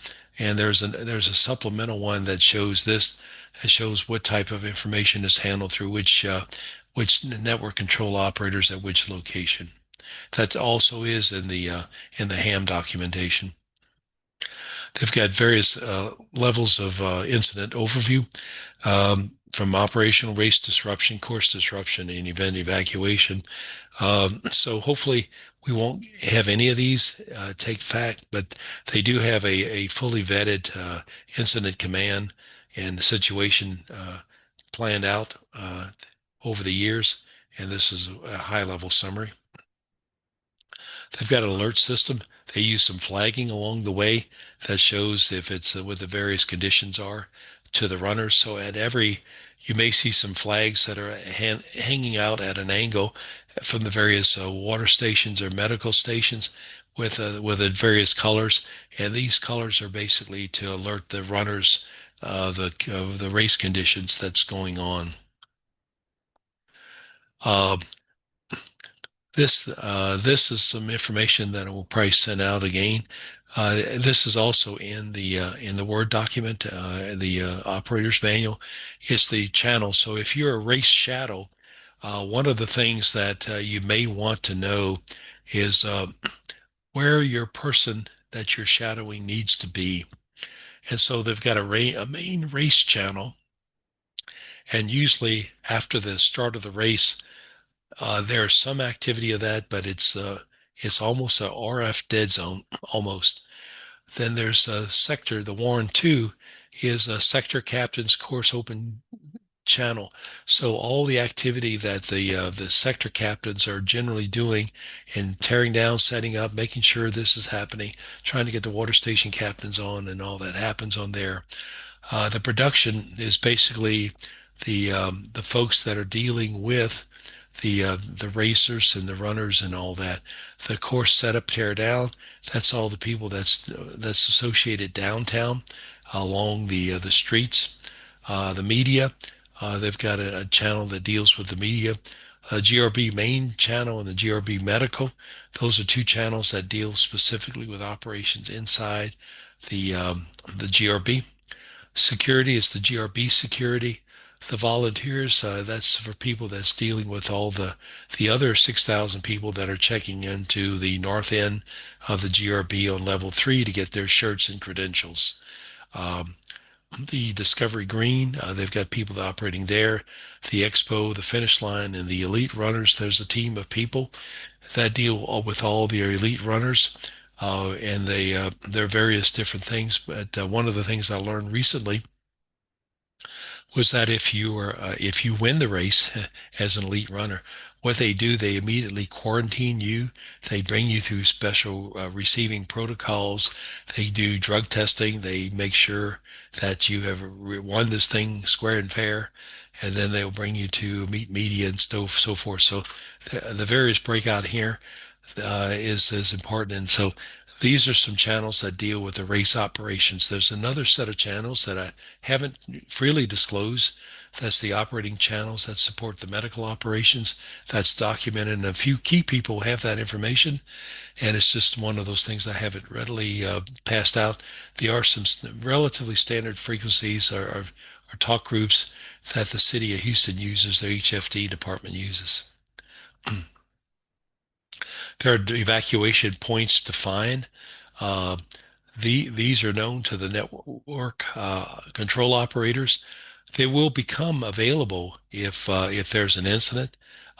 We have it where if there's something that happens that the race gets canceled and we have 23,000 people spread out along the race, there are evacuation points defined. There are weather shelter places defined. And so anyway, you'll probably be alerted. There'll probably be instructions coming directly from the UCC, from the incident command that they'll get set up to handle that. And so anyway, another series of stuff that deals with all of that. So hopefully we won't have to do any of this. But should something happen similar to what happened in Boston a decade or so ago, they've got this pretty well lined up. The other thing, the tactical nets, you may see that as the sign. One year, one of the situations that we walked through as an exercise was that a driver uh, ran was running up the Southwest Freeway, exited at Kirby Street, crashed through and around the police car, and killed half dozen or dozen runners there. Proceeded down the access road. It goes to Shepherd, crashed into a pillar and caught on fire. And so under that scenario, we had basically I think 9,000 runners that had gone beyond Kirby and was, you know, unaffected by this incident, but we had, 15,000 people from Kirby back to the GRB that hadn't gotten past there. So the situation was that you had people that were running a race, and then you had people that you had to vector back and change around and basically have them stop and then direct them to turn back around and walk back to the GRB. So at that point in time, we figured, oh, we needed some tactical channels. So these tactical channels have been defined to handle situations if something serious, serious incident happens, and we've got to segment or bifurcate or trifurcate the communication situation. So that's why we have backup operators at TranStar. Something, if should something like that happen, we've got that capability. I know Lee Glassman will be operating a remote vehicle that has got operating capabilities that adds a lot of depth to this response should we need it. And so these are the types of things that, if something happens, we have a partial plan and frequencies defined, and hopefully they're defined in your radio. So if we tell you to go to tactical channel number 3, All you have to do is rotate your knob to get there and not have to scratch your head and trying to figure out how to program the frequencies in. So again, please, you may only be operating the medical net or the course net. Program all the frequencies in because they are important should something bad happen. Um, Tracking system is largely uh, I guess the result of Peter's work. Peter, are you online or in the room? Yes, I am here. Uh, have you got some words of wisdom that you could share with us concerning tracking?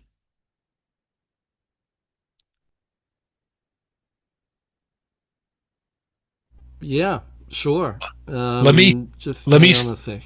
let me stop sharing.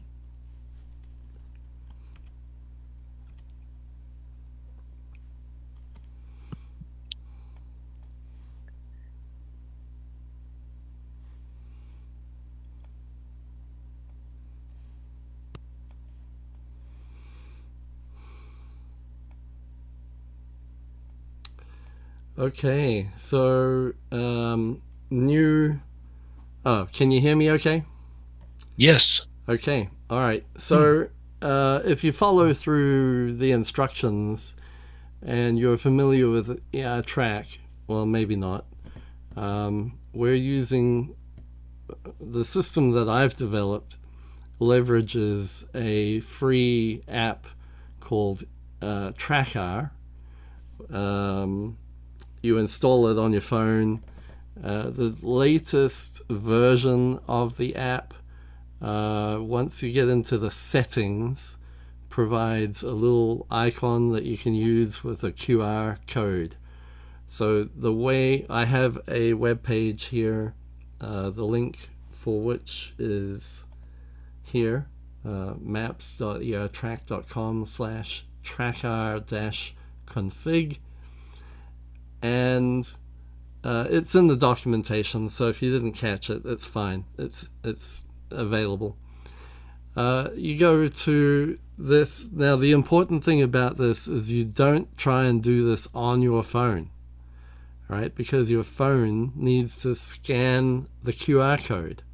So you go to this web page while you're at home, multiple days before the event, and plug in your phone number, and you'll see that the number you type in is being shown down here.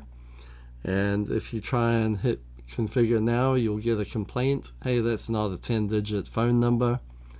Right? So you keep going with your digits. And when you hit the 10 digits, it's going to show the format here. And you can click configure. When you click configure, you will be given a QR code, which if you now point your phone camera at the QR code while you're inside the TranStar app, it will pick up that QR code and load your app with the settings that I want you to have as a starting point for how your phone should be configured. Okay, so why are we doing this? Well, we have a map that we use during the event, and you can open this map and you can log in. So here's the URL, maps.ertrack.com/m4/HMS. And on that page, there is a little important bit over here, which is, oh, hang on a second. Something went to sleep. Okay, so on the map, you're going to want to click on the question. Okay, you see the question over there, hopefully. It's LSSS question. That will bring up this dialog box where you can type in your information here. hams, and the password is, and it'll be documented, 5656. You then click on the auth button and you wait for the green tick to show up in the user interface. Once you get the green tick, that tells you that you have successfully authenticated.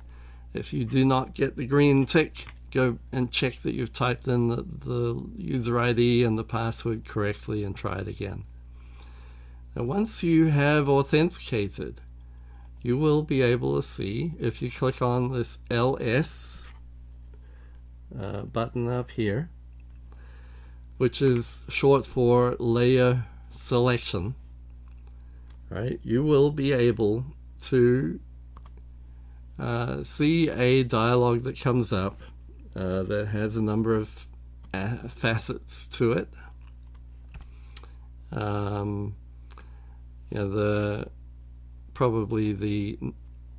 There's some major sections on this, right? There's the base layer options over here. There are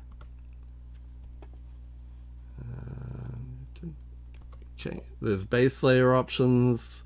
There's what you want to see sections. The big one is probably the trackers option in here. Okay, if you don't turn that on, you won't see any of the tracked resources during the event. The other one that's probably of particular interest is the sectors option. That one gives you the nice colored area, layout of the course per sector with a different color. And if you point at the map, you'll see it calling out which sector that is on the course. Right. The other thing that you may want, depending on what your role is, you may want the aid stations. But there are other things on here, depending on what you're interested in. You can turn on mile markers. Where are the water stations? The toilets, etc., etc. Right? It's pretty self-explanatory. Now, one thing that is kind of different is we have this thing here called active, and it's over here, active, for both the full and the half. Now, that is going to show you this overlay, this orangey looking fat line overlay thing that will start out being only a little dot over here at the finish, rather at the start of the event, and the orange will extend out as the lead escorts make their way around the course for both the full and the half. Right, the full and the half each have their own active layer. So that will give you a very quick visual way to know, hey, is this part of the course active as far as having competitors or not? And as the last competitor escorts make their way around the course, it will collapse in as well. So again, it'll give you a good visual indication as to which parts of the course are active at that point in time. Just so that you understand how we use this during the event, we have, for the aid stations in particular, we have a list of resources. Actually, I can't show you with that login, but I can show you. Okay, so let me change the login. Just hold on a second.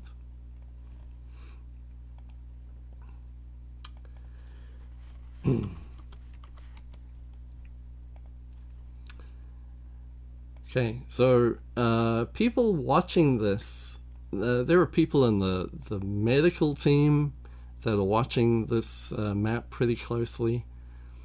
They like to see the information that they have about the metrics that we gather.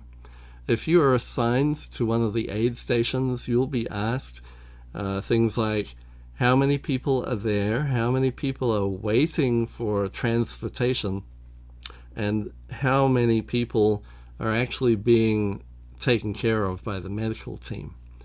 This information is gathered together in a tabular form like this on the spreadsheet, or rather on the map, in tabular form, and Lee's team of people will be populating this during the event so that this information gets updated. And you can see here we have the status. We can change the status, and there's a visual indication that these stations are being closed. And different people in the UCC are monitoring this map and the progress of these closures, etc., during the event. The medical director is watching particularly for these numbers that we have, whether it's the tabular form, whether it's the graphically laid out form, because these numbers show up on the different aid stations as they're laid out here. For example, 14, we show 10 people waiting for SAG, 4 people waiting for care, 5 receiving care, right? So the medical director is very interested in the care side of things. The transportation people, who we're also sitting at the same table as, are also interested in how many people are waiting for transportation. And if there is a graphical representation, this is it, where it shows, hey, these are the stations that are still open, and for those stations we have these people waiting for medical needs, and we have these people waiting for transportation needs. And so people are looking at this information throughout the event so that they can send their bike medics. They know kind of where to send their bike medics, where they need to focus their transportation needs. And of course the medical director is very interested in, are there aid stations that need additional resources, or do they need to send medical transportation there to move people for treatment back at the GRB, etc. So for the shadows, you'll see on the list of stations here, or rather list of layers, that we have different groupings of tracker groups that we can show. If you are dispatching bike medics, you might only want to see the bike medics. But if you are somebody needing to find the shadow, you might just click shadows and then do a station search of shadow, whatever the name is, and then you can find where they are, click on them, and the map will take you to where that person is. I did not enable the trackers, so you click on that, the map will go show you where that person is, and then you can decide what you need to do from there.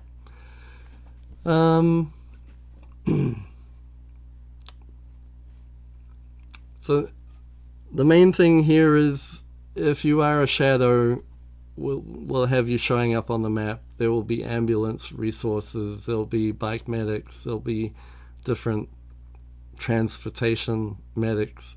We also have tracking on the wheeler escorts, as well as the escorts for the lead competitors as well as the last competitor, and we also have all of you registered as well, so that if you end up not at your assignments and you find somebody that needs help, we can see where you are and get help being sent to you. One of the ways that we can figure out exactly where you are and share that with other people like the medical team is through the use of this help page. Alright, so we have a little, it's the same URL for the map with /help on the end. It brings up this web page where you can plug in your information and say your information, their bib number, what the problem is, and you click a button. And when you do that,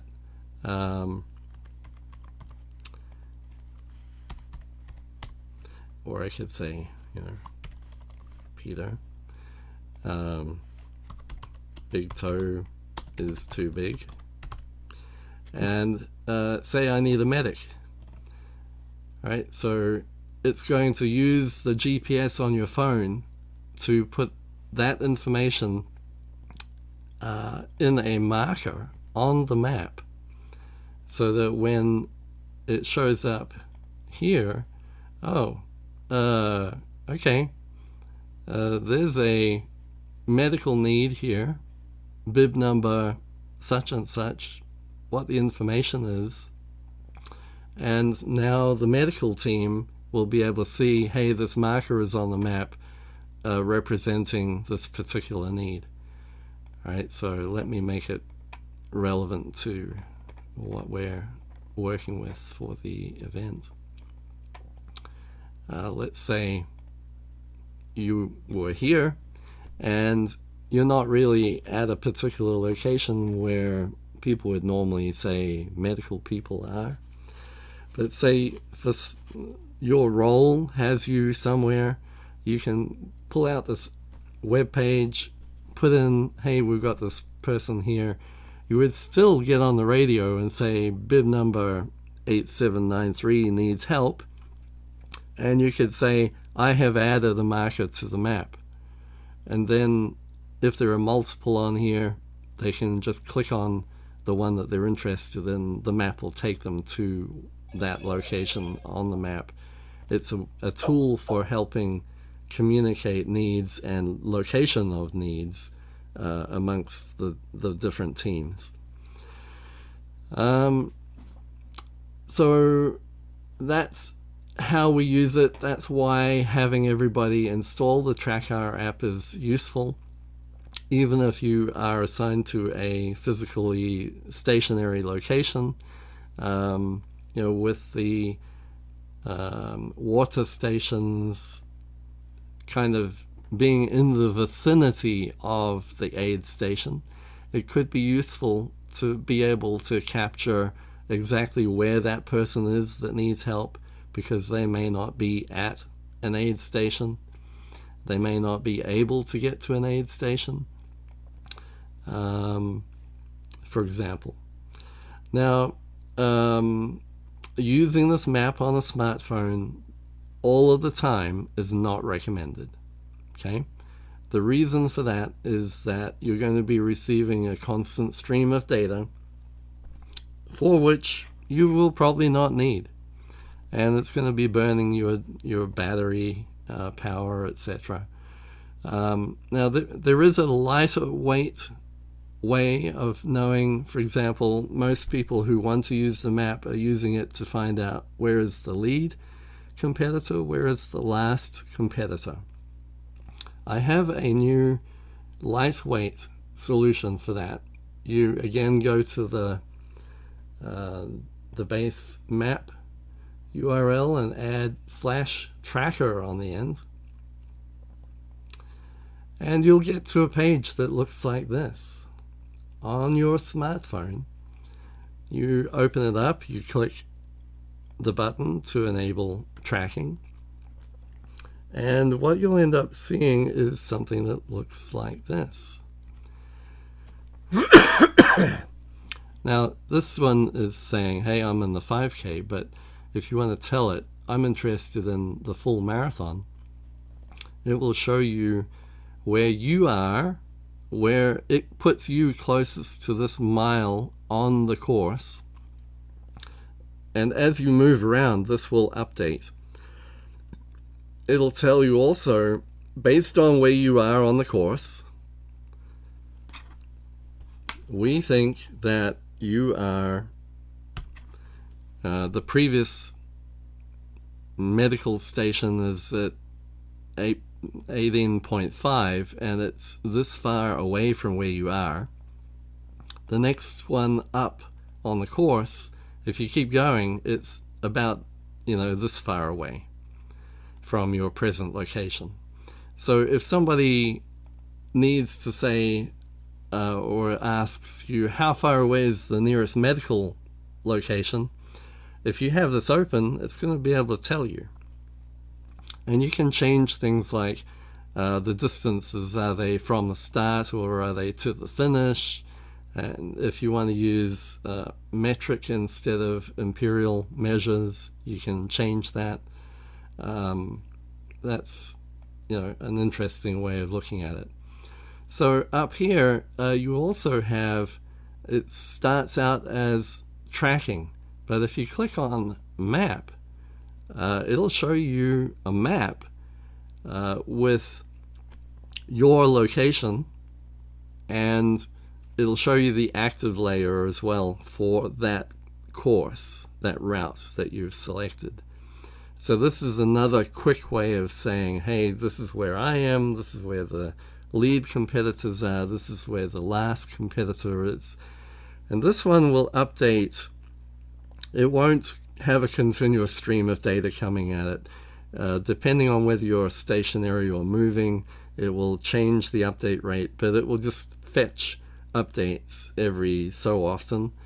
I think it's like every 2 minutes if you're moving, and every, or maybe it's 15 seconds if you're moving, and it's 2 minutes if you're stationary. Right, so this is a much lower battery power consuming option if that's of interest to you. It is something that was added relatively recently and it was used on like the bike around the bays, things like that. But it may be of use here as well. Okay, so there's a couple of ways that you can see what's going on with the event and provide extra information by way of this marathon assistance, the help page. You can also, if you're depending on your role, open up the full map and have additional information available.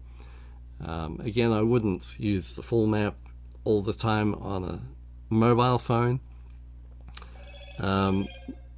Just have it open when and if you need it. But the TranStar app is the thing that you need to have that open and running. It's a very lightweight app. It won't burn a huge amount of data. It's just announcing to the mapping system where you are at that moment, and it'll change how often it updates based on whether it thinks that you're moving or stationary. So it's not going to be burning up a lot of battery power. It's not going to be burning up a lot of data. So the TranStar app is the thing that we'd ask everybody to install. I do suggest that you try it out like today and over the next couple of days to make sure that you're showing up on the map and that you're able to see yourself, and that the app with the various permissions that you're needing to give on your phone is able to stay functional for long periods of time, because some of the phones unless you set the settings correct, it'll stop the phone. The phone will stop the app from running properly when it's sitting in the background, for example. You need to tweak the settings so that the app has permission to run in the background continuously without being inhibited by the operating system on your phone. And this is true of Android and iOS phones. There are settings that you have to enable. In the documentation, there is a link to how to set up your phone. It talks through the business of using the QR code with the app, and also there are additional bits of documentation available for Android and iOS phones that talks about the settings that you need to configure. But that's about it. I think if you have any questions, please do let me know. Thank you very much. Peter, can you hear me? No, I'm not turning it on. I can hear a very faint voice. Stand by. Talk to Jeff. Yeah. Just a quick question on the phones themselves.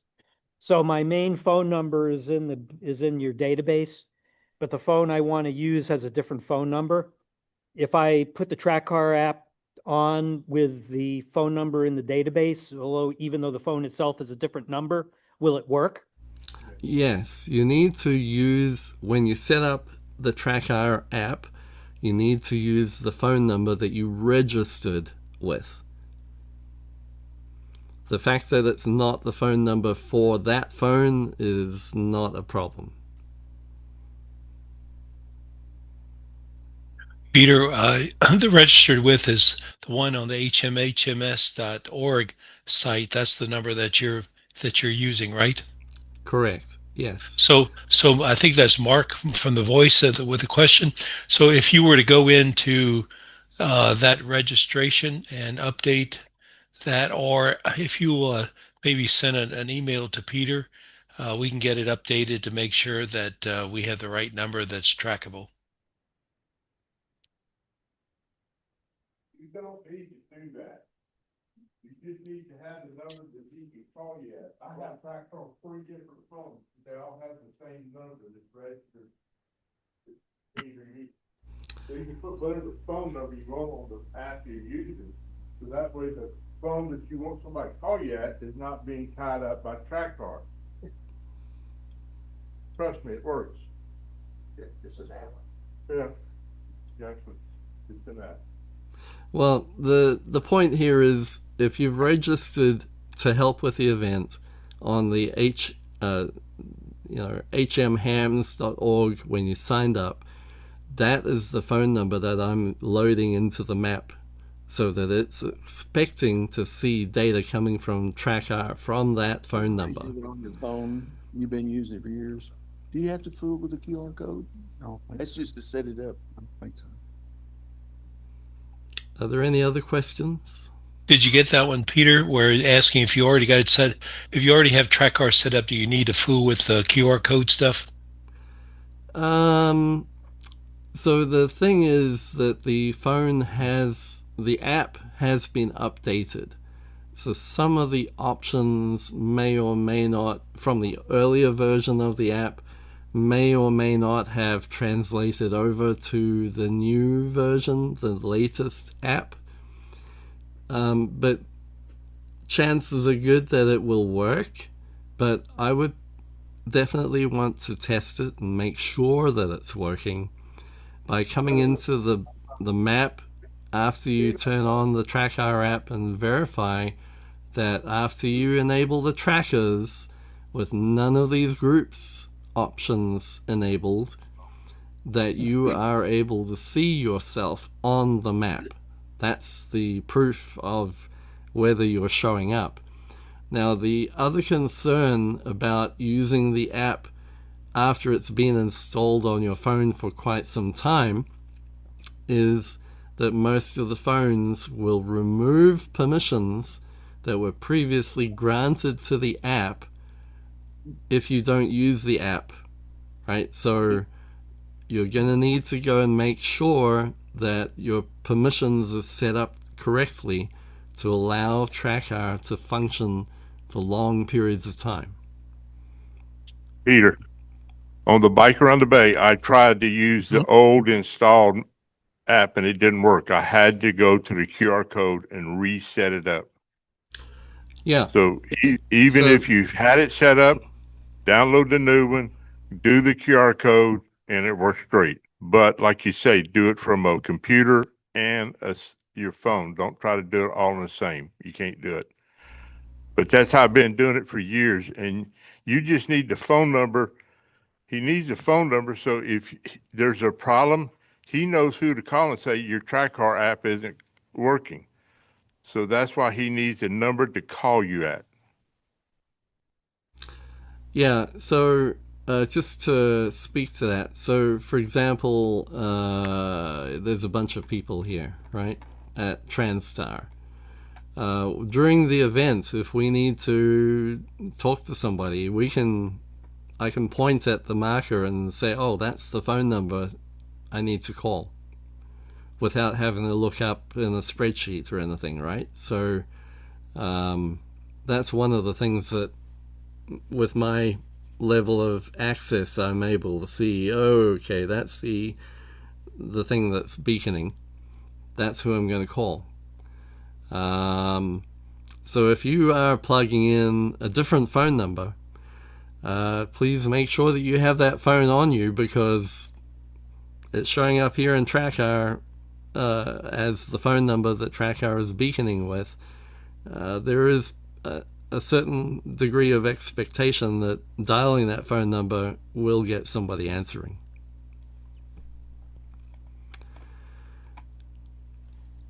Any other questions? Thank you much. You want to unshare? I'm getting a bad gateway error on that configuration. I use that QR code after I register, and it says visit cloudflare.com for more information. It also says please try again in a few minutes. Okay, I will double check what's going on there, but that is the correct link.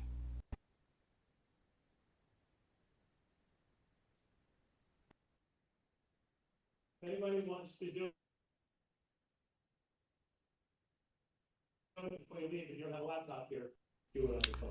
So I just reloaded the TrackR config webpage, and it's not having a problem for me. That part works. It's the QR code that generates, that it says browser is working, Cloudflare is working, but then it says trackcar.ertrack.uk host error. The web server reported a bad gateway error. Okay, all right, I will look into that. Yeah. Thank you. Mm-hmm. Okay, Peter, you want to unshare? I am not actually sharing. Okay. Somebody else is maybe doing that. I'll see if I can.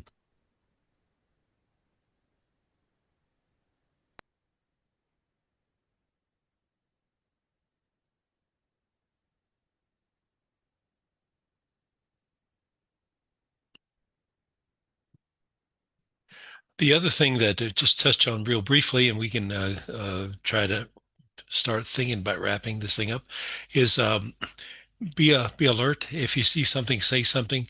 Either talk to the nearest HPD officer, call the UCC, pick up your radio. You've got a direct access, or call 911. On this particular event, all the 911 calls that are inside the uh, the circuit of the marathon are directed into the room as answered by the dispatch operators. So They know everything that's going on with the marathon. So if someone calls a 911 call, it gets handled inside the UCC room that's actually working the marathon. Um, the for medical emergencies, there are several of you that are paramedics or have a paramedic experience. So if I say something wrong, correct me. Turn the individual on their side, create space around the person. If you're in the GRB, call the GRB medical on the radio channel. If you're the UC, otherwise call the UCC 911. And if they need CPR, do hands only CPR. On the there should be a video that shows how to do that. It has been, and if it's outside in the thing, just call medical operations. So anyway, um, the during safety hands on CPR. Uh, During a cardiac arrest, every second counts. A cardiac arrest can happen anywhere. Every minute CPR is delayed, the victim's chance of survival decreases by 10%. So if you could do something immediately, you're really putting the odds in this guy's favor. So anyway, immediate get CPR. If you're administrating, getting someone else to call 911 immediately, but get some help on the way. This is the push hard, fast center of the chest. This is the push to the beat of the Bee Gees disco classic, "Staying Alive," or at least some other song that you like at 100 beats per minute. Continue to pushing until the medics arrive. The last couple of years, we've had protesters. There's actually designated areas downtown that's coordinated off, and that's available for protesters. Uh, yeah, however, if you see somebody carrying a group of people, with similar clothes, similar signs, or hitting in unison in a different direction, call it in, get the authorities to take a look, particularly if it's in an area that uh, we don't know about or not expecting. Large signs, megaphones, wagons, or other large equipment, color symbols that might indicate some sort of protest group. If you see something, say something. Talk to the nearest HPD or call the UCC. Use your radio. Inclement weather, we'll be monitoring that. They've actually got service with the National Weather Service and others that are looking at the weather, and they're actively looking at that. However, if you see something, call into the UCC. We can certainly activate the evacuation points and get people to safety. Press queries. Uh, there's you can call the UCC hotline operation. Uh, it's either Wade Moorhead and as the executive director, and the Cora is not the person. I didn't get this slide updated, but in the documentation, it's got the right name of the person. So anyway, any questions? We've covered a lot of material here, and I'd be happy to take some. Plus, I will a couple of things that we mentioned that we could talk about. If there's anybody that's interested in using some crossband operations from your location, please talk to Rick Broussard. And trying to think of anything else I may have forgotten. So anyway, Lee, Jeff here. I need to talk with Walt and Sean after the meeting's over about this facility on event weekend so that May has access to it, May and Karen. Those off-course placards, I rather you have it and not need it than need it and not have it. So if you would, stop by there. If you don't have one already, get one from May. One more thing, and I forgot about. Oh, before we go, I want to thank Lee and Kurt for setting this up, because this wouldn't happen without them. amen. The meeting, anyway, in technology, wonderful.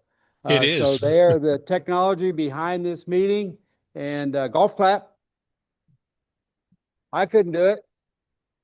We also, before we leave, we have to leave the room pretty much as we found it. We don't? No. So You you, have the room for the rest of the afternoon for meetings. oh, okay. Normally, however you found it, we got to put it back. Pick up your trash and go. Okay. Yes, sir. Rick, You wanna go ahead. Talk on the mic? Well, they can't hear you. Sorry. I know. Okay, the frequency list, everybody should have it. There's been questions over the past several years about PL tones. Why do we need PL tones in simplex? When all these frequencies are mixing and matching everything and you're giving your interference, it doesn't care if it's a simplex frequency. Put the PL tone in. The purpose is, if you have the proper PL, not the decode, just the PL, and you're in a high noise environment, you can then turn on decode and hear people. If it's a high noise environment and you're on a simplex frequency and it's just noise, people can be calling, you're going to just turn it off. Please put all the PL tones in. The 147,000, it has a different output tone. That is correct. For years, if y'all remember, we used to have, it sounded like somebody dragging a chain down a pipe, this roaring sound. That was because we were getting interference from Mexico stations that had the same PL. And one repeater was keying the other repeater, which was keying the main repeater, was keying the other repeater, and just, that was that loop. So we put an output tone different than the input tone. The noise went away. We have that on other repeaters on the 147 band because they're positive. Mexico is just the opposite.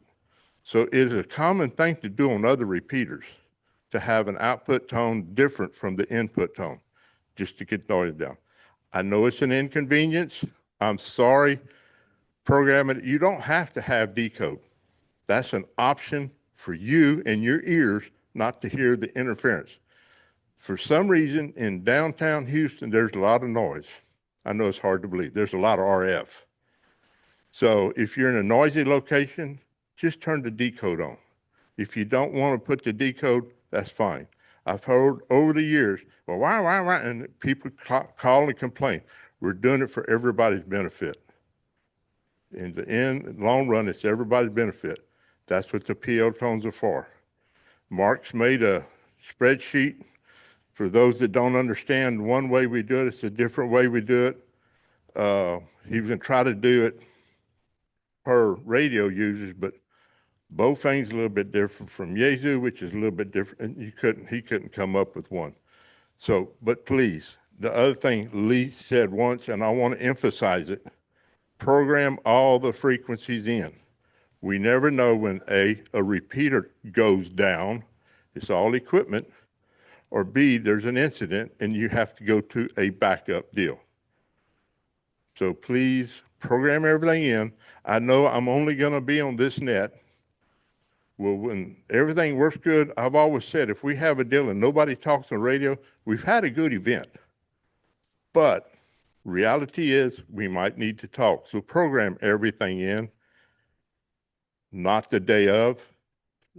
I had 3 people last year I was on the phone with the day of the event trying to help them program the radio. Do it now. Start testing.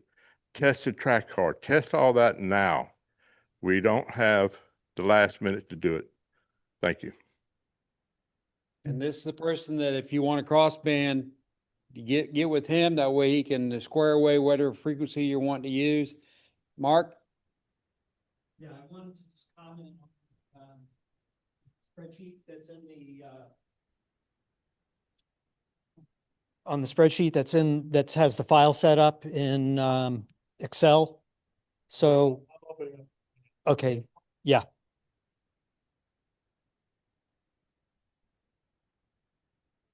If it will open. So this is something a little bit new for 26, which I've been talking about with Lee for a couple of years now. That's not the one, but yeah. So the sheet that Lee has set up is the kind of a legacy from many years ago, and it's very good because it's easy to update and easy to keep track of for the guys that are creating the table. But for programming, it's kind of a pain in the neck. So what I've done is I've taken those frequencies in a sequence that makes it real easy to program it. It has a series of columns that have the functional information that is needed with just sort of a guideline as to how to program your radio. So it has for example, it's got some tactical channels. It's got the channels numbered.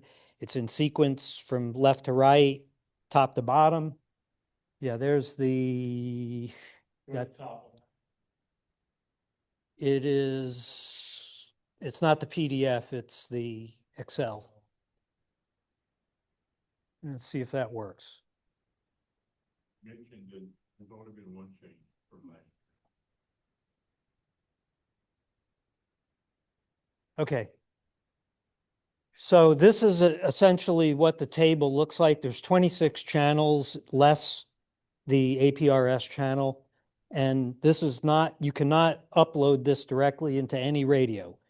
It is simply the sequence of the channels with some simplified text here, the receive frequency, your offsets in different kind of formats. Also what type of tone mode it is, whether it's tone or decode or whatever, the repeater tone and then the decode tone, and then the description that's right off of the sheet that Lee has prepared. So you don't have to have a password. Right. This is in the documents. Correct. Yeah, it's on the documents. That's right. And then this is an Excel spreadsheet.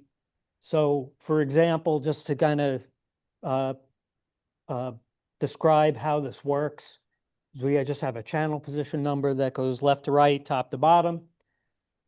A short tactical name if you're using a Bofang where you can only put 7 characters in. Something a little bit longer with we're here where it has the channel number in the name field or in the label field. It also shows the repeater call so that that matches pretty much with what's in the Lee's table, and then the various other parameters that you would program in. So again, this is just to make it a little more like how you would actually program it into a radio rather than a functional table like Lee has. So this, feel free to use this, but you cannot import it. You've got to either copy it or manually go through it and put it in sequence. But the advantage is that these all have everything in them. You print this out. It has all of the information from a tactical standpoint, and then it should go into most of the radios that you already have. Mark? Just one more thing for the Bofang users. Just there's a confusing setup for the tone modes in here.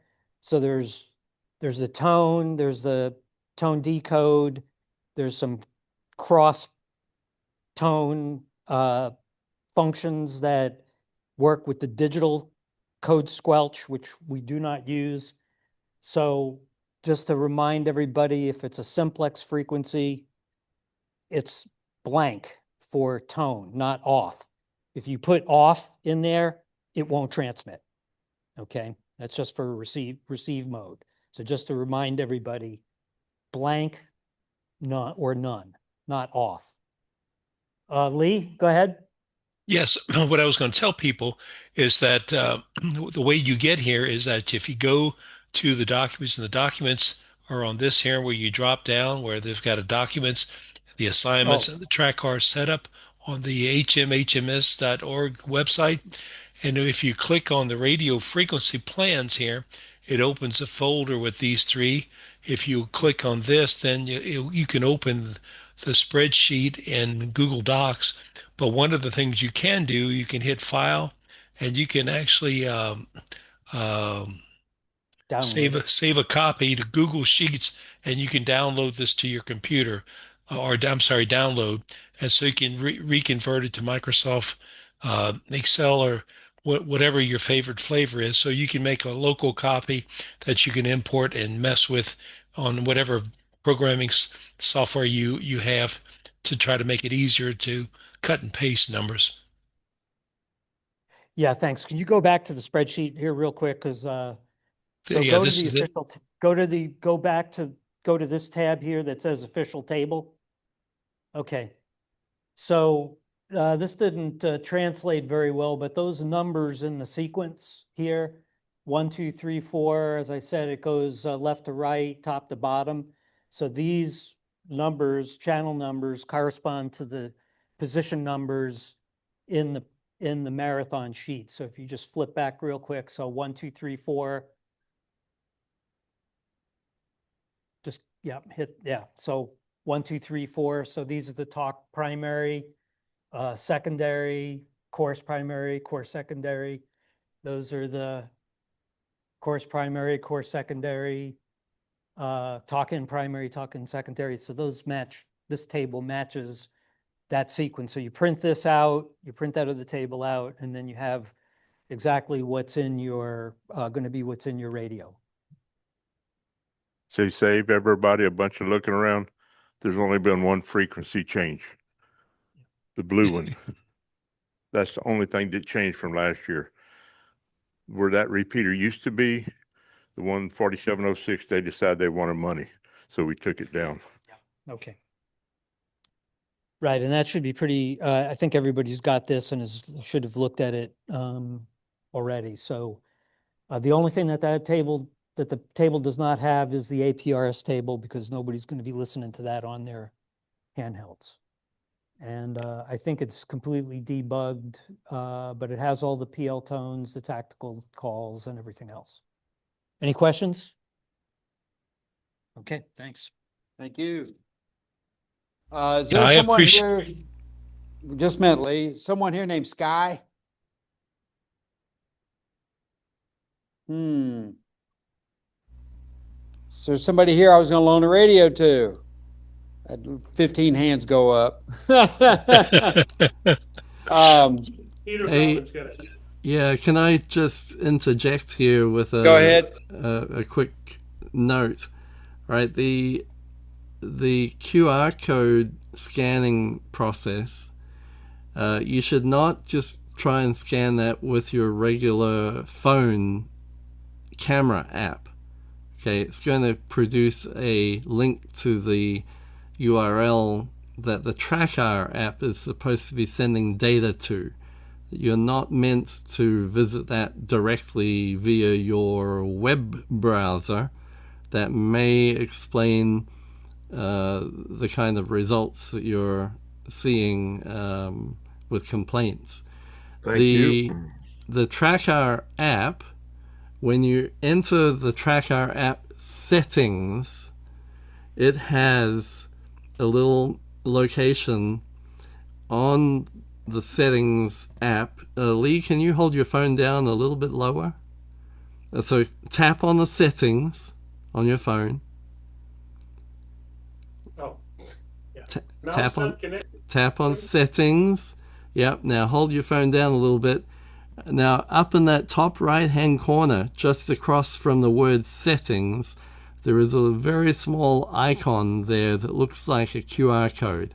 You tap that, and your phone, if it doesn't have permissions, will ask, can I use the camera? But then you'll see the camera. You point that at the QR code, and then the app will get the information from the QR code and load that into the settings within the TranStar app.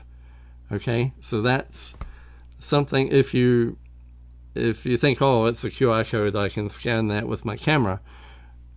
If you do that outside of the TranStar app, you won't get the result that you want. You have to do it from inside the TranStar app settings. Hopefully that will clarify and help some people out. I did verify, and it is working the way it's supposed to work.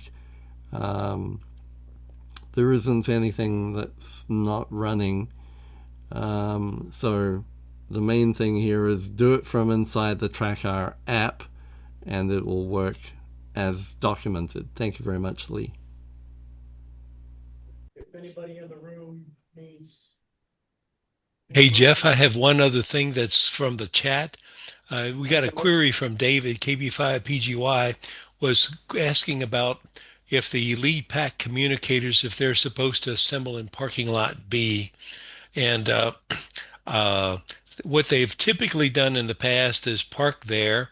Although they do, each of them have a parking pass underneath the ramp, and generally consolidating cars drive over there. It's a zoo on Sunday morning. Believe it or not, if you were to drive there at any time, you could park a truck underneath there, except on race weekend on Sunday morning. So anyway, when you get to there, you will find that it's challenging, and you may wind up parking your car almost the same distance as walking from the from the parking lot B. So anyway, David, I think I see you popped up. You can ask. I don't have a good answer for you. In the past, have done that. I don't know whether it's makes sense to do that, or just have y'all individually go and try to find place underneath, as opposed to trying to do 4 times trying to get into the construction zone. So I'm sorry, I don't have a good answer for you on your question. Okay, thanks. If I could jump in one more time, regarding the QR codes for phones, configuring TranStar, do not share the QR code. Do not, go to the website, generate one for your phone, and print it out, and then think, oh, I'm going to help somebody else and share it with them. Do not do that, because the QR codes are unique to your phone number. If you share it with somebody else, you will be configuring your phone number on somebody else's TranStar app. Okay? So do not share QR codes. Now, there are some QR codes if you need to share, for example, a link to the website for the HMS map. You can go to the URL and put uppercase QR after the URL. Oh, actually, you can't do that for that one. I'll have to fix that. But on the help page, for example, if you put help/QR, you will get a QR code that is persistent that will take people to the help URL. And the same for the new tracker, if I can type, page. You can put /QR after tracker, and you'll get a URL that will take you to the tracker page. But yeah, when it comes to configuring the TranStar app, do not share QR codes. That will cause confusion and will mess things up.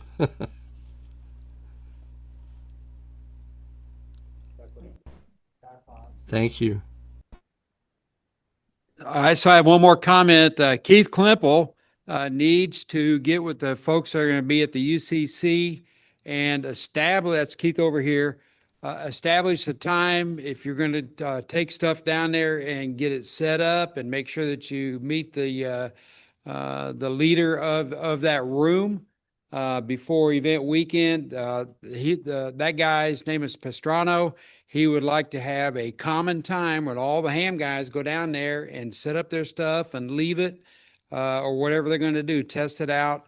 But he needs to know a time, so he makes sure that him or his assignee is there to make sure that everyone can get in the building. And that's another thing. You have to make sure that that guard knows that you're coming, or she's not going to let you in. And so this needs to be coordinated through Keith Klimple. I think there's 6 or 7 of you that's going to the UCC. So please get with Keith. and Lee Gaspard. I think that's all I have to say. I was going to say, I want to express my appreciation for everybody for sharing their Saturdays with us and trying to make this marathon an outstanding contribution as we have in the past. And so thank you all for attending, and thank you for all you do. This is another challenging year, particularly since they advanced the date a week early this year. They have a large convention that's taken the entire downtown that pushed us forward a week. And they've got all the other activities that's going on that's germane to the soccer tournaments that are coming a little bit later on this year. So thank you for your time. Thank you for your effort and all that you can contribute to this. I thank each of you. Thank you, Lee. Dankeschön. Dankeschön. Guten Abend. Bis bald. Safe travels. We'll see you next week. Well, yeah, so I'll see y'all next week early.